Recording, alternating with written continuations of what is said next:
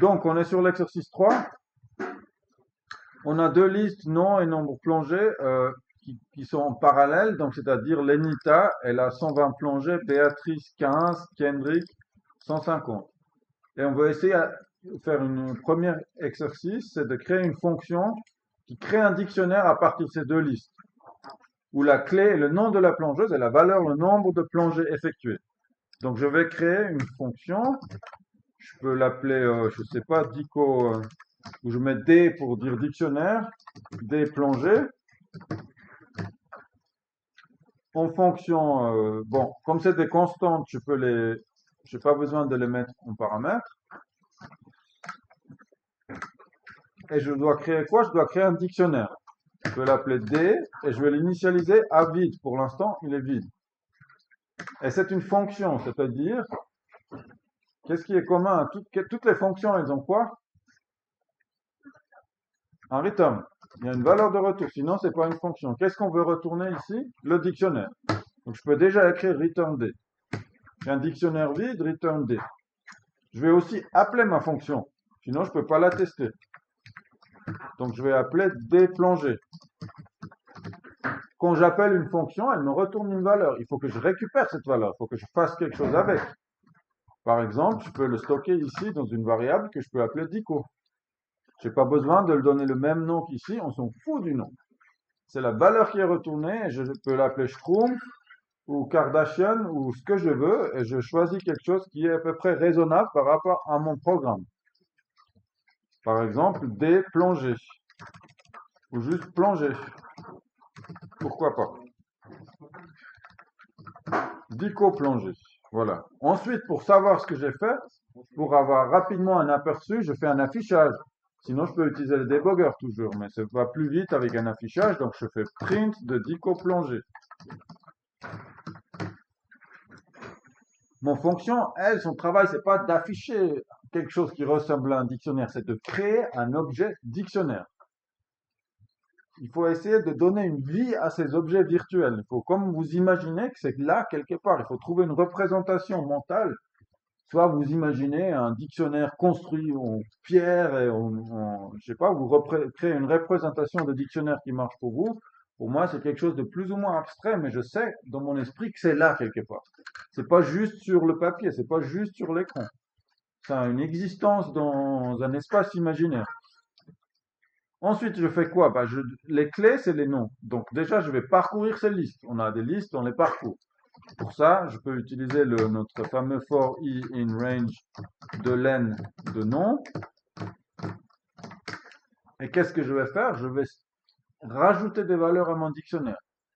Soit je connais par cœur, soit j'ai le fichier quick reference à disposition rapide. Et je sais que pour stocker quelque chose dans un dictionnaire, je dois écrire des crochets clés égale valeur. Et ça rajoute une entrée dans le dictionnaire. Une entrée, c'est une paire clé-valeur. Alors, il me reste qu'à substituer ce que j'ai écrit clé par ce que se représente vraiment la clé. La clé de mon programme, c'est quoi? C'est le nom de la plongeuse. Comment j'accède au nom de la plongeuse? C'est les éléments de ma liste. Donc, j'utilise le nom de ma liste avec un indice. I. I, c'est pour indice. C'est pour ça qu'ici, j'utilise I. Et la valeur, c'est quoi? C'est le nombre de plongées. Donc, je prends le nom de cette liste-là et je mets également crochet I. Je teste le schmilblick et je vois que ça correspond Lambda 20, Lenita 120, Béatrice 15, Kendrick 150. Et si je regarde tout à la fin, Mickey 29. Donc c'est bon. J'ai fait l'exercice 1, écrire une fonction qui crée un dictionnaire à partir de ces deux listes. Maintenant, 2. Écrire un programme qui demande le nom d'une plongée et son entrée et affiche le nombre de plongées que celle-ci a effectuées, respectivement un message si elle n'existe pas. On me demande d'écrire un programme, je vais quand même écrire une procédure. Je peux l'appeler info plongeuse ou info plongée.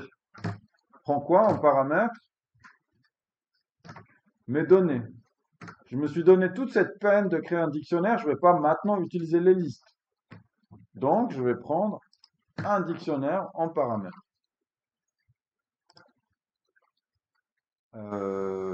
Et puis là, c'est un programme, c'est pas forcément une fonction, j'ai pas vraiment besoin d'un return, mais je vais afficher quelque chose. Pour l'instant, j'affiche le dictionnaire. Et ici, à la place de faire le print du dictionnaire, j'appelle info plongée en passant mon dictionnaire en paramètre. Je teste ça et ça marche pas. Info plongée is not defined. Pourquoi? Info plongée. Qu'est-ce que j'ai fait de travers? Ah, je l'ai appelé ici info et là j'ai mis un S. Info plongée. Name D is not defined. Parce que ici je l'ai appelé D, mais là mon dictionnaire il s'appelle dico plongée. Dico plongée. Voilà. Pour l'instant il affiche juste le dictionnaire. Là qu'est-ce que je veux? Je veux récupérer un nom d'une plongeuse. Donc input, non. Je pourrais écrire un peu plus, c'est pas forcément nécessaire. Un input, il me retourne un string, je vais le stocker dans une variable, non. Ensuite, je vais afficher quoi? Je vais afficher le nombre de plongées, si ça existe. D'abord, je me dis, ok, je suppose que je vais mettre un nom qui existe, je gère déjà ce cas-là. Donc, print quoi? Le nombre de plongées correspondant à ce nom. Qu'est-ce que je fais? Je regarde dans mon dictionnaire et je lui mets en clé le nom. Testons ça. Mickey, 29. Anna, 20. Alors ça, c'est peut-être un peu plus difficile à tester. Je vais mettre Londa parce que c'est la première. Londa, 20. Maintenant, qu'est-ce qui se passe si je mets Donald? Key error.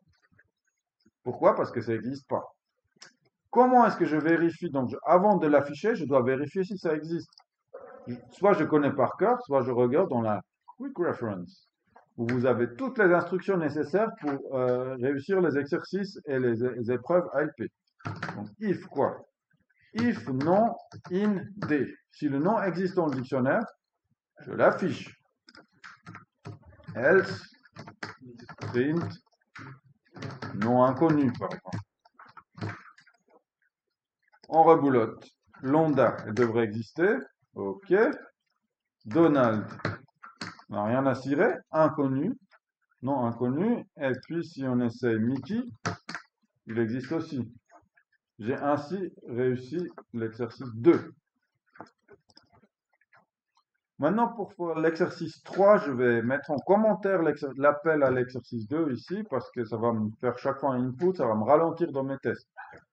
Si j'ai besoin pour le rendu final, peut-être, si c'était une épreuve, je le remets, mais pour l'instant, je le mets en commentaire.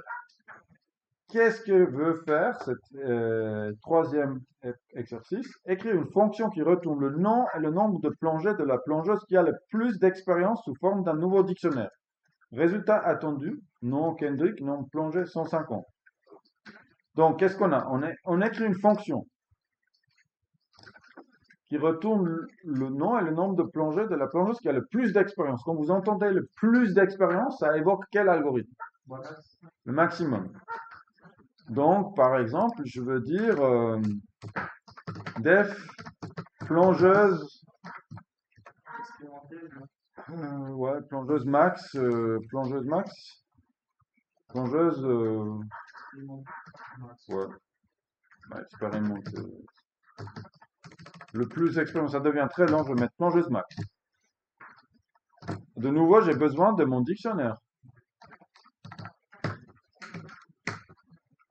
C'est une fonction, elle retourne quoi?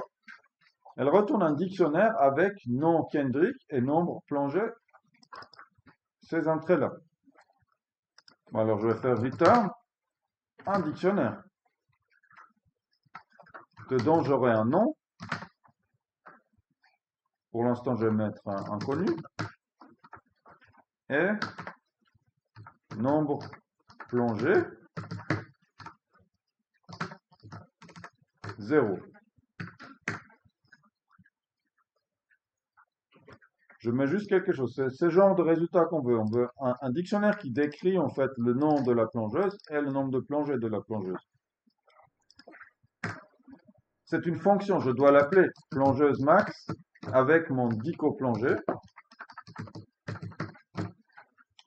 et je dois récupérer le résultat. Je vais l'appeler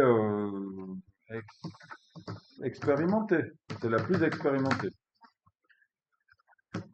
Et je l'affiche.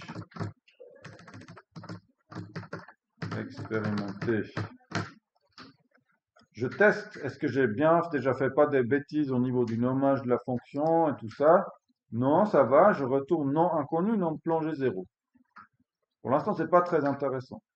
Il nous reste à coder l'algorithme max. Vous prenez votre fichier de référence avec un algorithme de max sur une liste. Dorénavant, à la fin de cette série-là, vous aurez aussi un exemple de max avec un dictionnaire, soigneusement rangé dans votre fichier de référence. Je l'espère et je vous le recommande. Donc, comment ça marchait? On avait par exemple le plongé max, donc le nombre max, et on le mettait à none. Après, on faisait un parcours de la liste. Alors, un parcours de dictionnaire, c'est différent qu'un parcours de liste. On ne va pas utiliser le range, pas de i, on n'a pas d'indice ici. C'est fini les indices pour le dictionnaire. C'est des clés. Donc, par exemple, for, quoi? Bah, c'est le nom. C'est le nom qui est la clé dans le dictionnaire. For, nom, inde. Pour chaque nom dans le dictionnaire, on va vérifier quoi? Si c'est le maximum, le plus Si grand. c'est le maximum, si c'est plus grand. Et pour ça, je peux recopier mon algorithme qui était, on en a parlé. D'abord, je dois tester si nombre max est none ou si, quoi? Si le nouveau nombre est plus grand que le nombre max. S'il est none, de toute façon, je mets à jour. Le plus grand. Ou alors, qu'est-ce que c'est? Quelque chose est plus grand que nombre max. Mais c'est quoi ce quelque chose? C'est le nombre de plongées de ma plongeuse. Comment je récupère le nombre de plongées de ma plongeuse? Le dictionnaire par écrit autrement. Exactement, dictionnaire, crochet, et puis on met quoi entre les crochets? L'indice? Non, on met Non, pas ça l'indice dépend. ici, ça c'est pour les listes. Un des plongées. On met la clé. Non. Ouais. Et si c'est le cas, ben, nombre max va devenir maintenant des crochets non. Et à la fin, je retourne le nombre de plongées max. On va tester ça. On me dit que 150 devrait être le maximum. Oui, 150, j'ai trouvé 150. J'ai pas encore le nom. Pourquoi? Parce que je ne stocke ici que le nombre. Si je veux savoir le nom du plongeur max, je dois aussi le stocker. Par exemple, exactement avec une nouvelle variable, je peux l'appeler non max. Au début, elle est non aussi. Je n'ai pas vraiment besoin de refaire un test sur non max puisque je vais le mettre à jour en même temps que mon nombre max. Non max égale à non. Et puis ici, à la place d'un inconnu, je vais mettre non. Mickey, nombre plongé, 150. Ça va pas du tout. Ah oui, non. Pourquoi on a Mickey? Comment est-ce qu'on arrive à Mickey? Mickey, c'est le dernier. Ah oui, ici j'ai mis non. Il faut pas que je mette non. Il faut que je mette non max. C'est pas le dernier nom, c'est le nombre non qui correspond au maximum. Kendrick, nombre plongé 150. J'ai réussi mon exercice. Donc ça, c'est une façon de coder un algorithme avec un dictionnaire. On aurait aussi pu imaginer, plutôt que de stocker séparément deux variables, nombre max et non max, de stocker directement un dictionnaire. Par exemple, on aurait pu avoir un dictionnaire des max. On dit au début, ben, c'est none.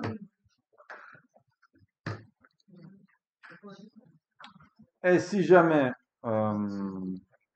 oui, Je sais pas pourquoi vous avez dit si NB max none, ça nous intéresse pas. On veut savoir s'il est plus grand que. ah, pourquoi on a fait ça au début? Parce que tout au début, vous voyez, je l'ai initialisé à none. Donc dans le premier parcours de boucle, je peux pas tellement, j'ai pas vraiment de valeur pour nombre max.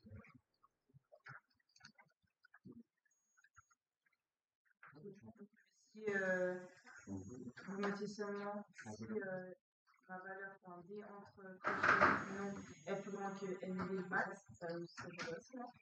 Si je fais ça, je pense que j'aurai un problème parce que je sais pas comment ça se manifeste, mais au début, la première, vous voyez, dans la toute première boucle, Ouais. c'est none. Alors, est-ce que none, ça vaut combien? Bah, à la place, on peut mettre 0 alors. On pourrait mettre 0. Dans ce cas-là, ça marche. Mais si je mets none, on ne peut pas comparer un entier à un non-type.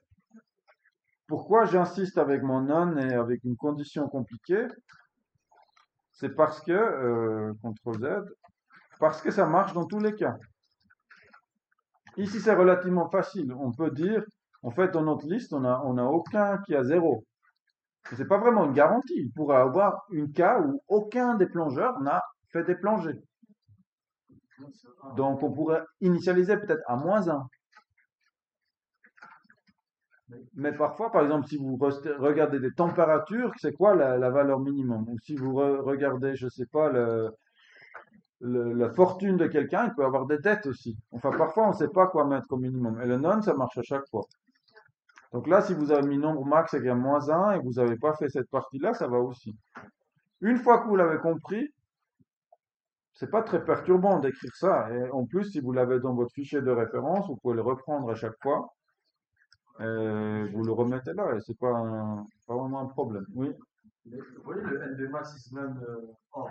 oui. Si je l'enlève, ça marche ou pas? Non? Si j'enlève ça, j'ai une comparaison entre un entier et un none. Parce que dans ma toute première boucle, le nombre max, il est none. Donc si je compare, je sais pas, 3, est-ce que 3 est plus grand que rien? On ne peut pas comparer quelque chose avec rien. Et puis en plus, je le fais parce que vous devez quand même petit à petit vous habituer aussi à avoir des expressions logiques et des if avec des expressions composées. C'est pas si choquant que ça. Oui, mais le is none, il va jamais avoir lieu, on est d'accord? Si, la première fois. Je vais vous le montrer. Je vais mettre un breakpoint ici. On va le déboguer. On arrive ici. On est dans notre premier tour de boucle. Pour l'instant, number max is none.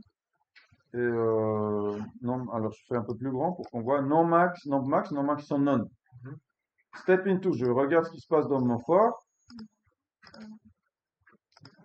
Ok, on regarde cette condition-là. Nombre max, il vaut none. Est-ce que none est none? Oui. Donc c'est true. Tant qu'on passe direct ici. On ne fait jamais la comparaison. Ah, ok. Voilà.